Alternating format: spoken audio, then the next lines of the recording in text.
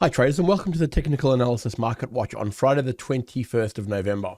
So I've seen some pretty good market action over the last couple of days, which is a little bit uncommon for an on-farm payroll week, albeit an interesting one.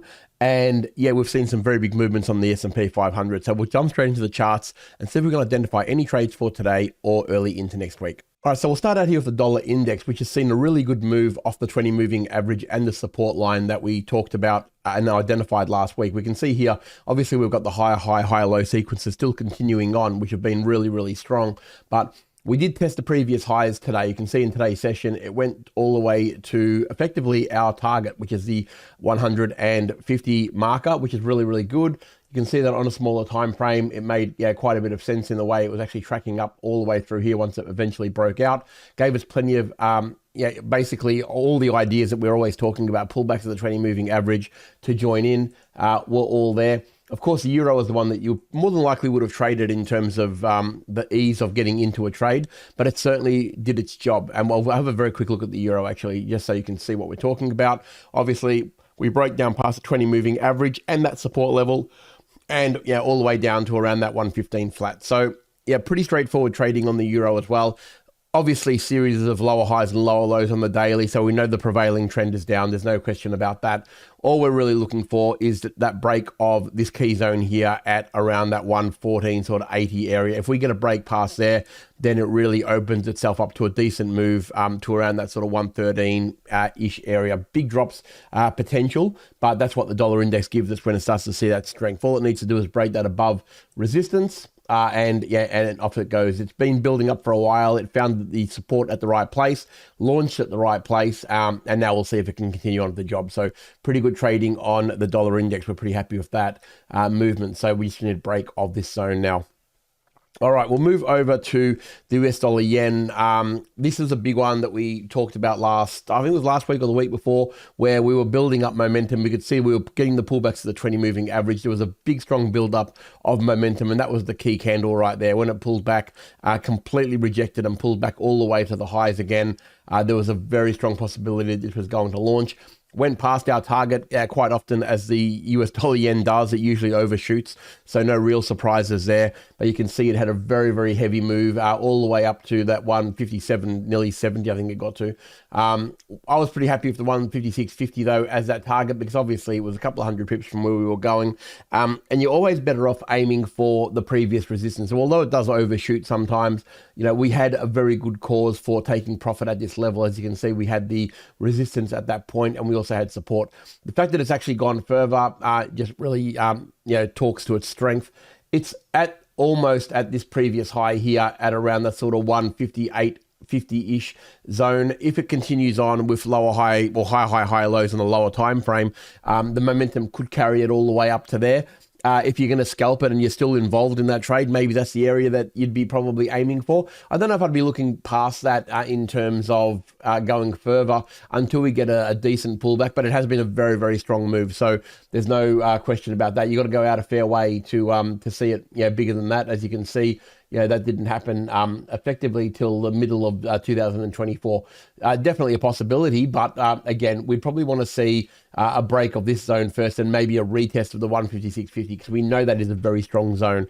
And really, if it does come back and test at 156.50 from above, that makes an even stronger trade, especially if the 20 moving average catches up. So really good trading on the US dollar yen. All right, over to the all-important S&P 500.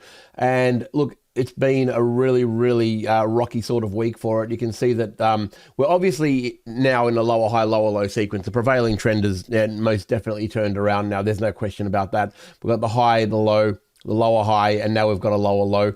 It's pushing these boundaries and testing them. That 50, well, I'll call it 6,580 area. It's pretty strong. It's tested it several times. You can see we've got two tests here, about 4 over here, and several support zones over here. It's quite an important zone. There's no question about that.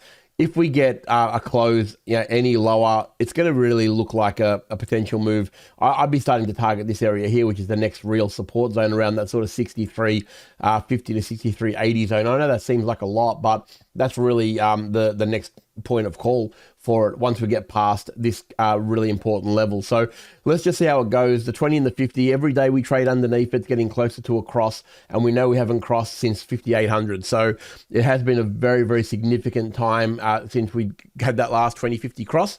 And price is it's the first time it's done a series of lower highs and lower lows on a daily in a very, very long time. Okay, so basically since over here in basically in March of this year. So really what we're looking for now is a continuation of this. I wouldn't be looking for longs unless it was trading above the 20 moving average now. I wouldn't even consider taking a long position until it's basically trading above 6,700, because that momentum needs to shift.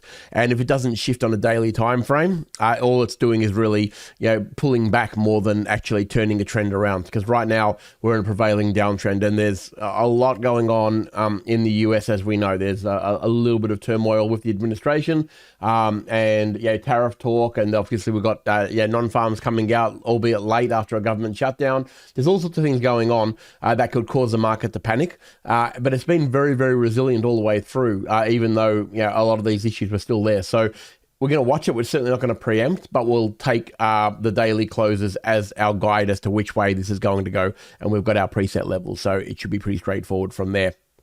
All right, we'll move over to gold now, and gold is another interesting one. We can see here that we've got basically a week of consolidation at the 20 moving average. Now, it has come down and found support at the top of the pennant that we drew up a few weeks ago. Obviously, it broke through this. That was no problems there, but it did fail to continue on and make a new high, obviously. So we're going to be treating that with a fair bit of care.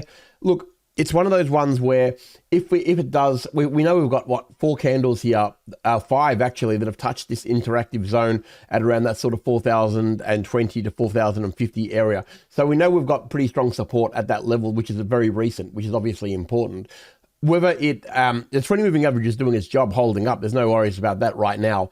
But what we want to see is a break of this particular zone here at 4,200. We need this broken before we can safely and comfortably say that we're in an uptrend again. Now, if we get a break above this level, you can certainly look at scalping it if you want. If you see a smaller time frame change of trend and you see a series of higher highs and higher lows on a smaller time frame, there's nothing wrong with trading it up to that level, but I'd only be aiming for that 4,200 in the first instance, waiting for a daily break above that level before I start to get more excited about a bigger move up to the all-time high. If, however, it turns around and we get a daily close below these levels, like below the, if we see a 3.9 in the daily close, all of a sudden we're going to be probably looking for the bottom of that pennant as the first trigger point for a take profit. So, look, there's good trading on it, but I think you've got to be a little bit mindful that the 20 moving average is doing its job holding it up right now. A break of either side is a viable trade, and I'd be taking the smaller time frame trends in those directions. There's no worries about that. Pretty good trading on gold potentially coming up, but right now it's been a bit sideways this week, so just keep an eye on it. It's a very, very heavy support here in recent time frames, so yeah, it's one to watch. And what we'll do now is we'll go to the all-important coin. Bitcoin has been on the tips of everybody's tongues for the last little bit. Obviously, very, very heavy selling again. All week we've been selling off. Needless to say, the head and shoulders well and truly played out. The smaller head and shoulders played out. It's been technical perfection right through. Hit our target of 91,000 about 5,000 ago. So it certainly kept going. And these candles tried to reverse and it's just pushed on down. Look, really, given that it's actually pushed down so far now, without any pullback, I would have expected probably a pullback by now, and the pullback zone that I'd be looking for is around that sort of 91,000 marker. That would be the area that I'd expect to pull back, but that wouldn't be an automatic long from there. I'd be probably looking for a continued short. The way it's selling off at the moment, more than likely the target's going to be around that sort of 80,000. I think that the 78 to 80,000 is a very strong target. You got to go back a fair way to see it now. It seems like a long time ago, but it wasn't that long ago. It was really at the start of the year when we could see that we were down around that sort of 76 to 77 mark. This is the area that I'd be looking for, probably the 77 to 78, this zone around here, because it's got the most amount of points that actually pulled it up, hit it, pulled it up, and off it went. They're the two areas that I'd be concentrating on right now. Again, it seems like a long way away, but 86 seems like a long way away at 107, and that was a 20 moving average pullback. So a very, very strong sell off from there. This is a zone I'd be aiming for, but in the first instance, I'd probably like a pullback to around 91 to give us the confidence that momentum could continue on in a 2 steps forward, 1 step back approach. So I hope you had a great week's trading. Very, very good action on a lot of the key things that we talk about each week. So hopefully you're able to take part in some of those. Have a fantastic weekend. I look forward to seeing you all next week.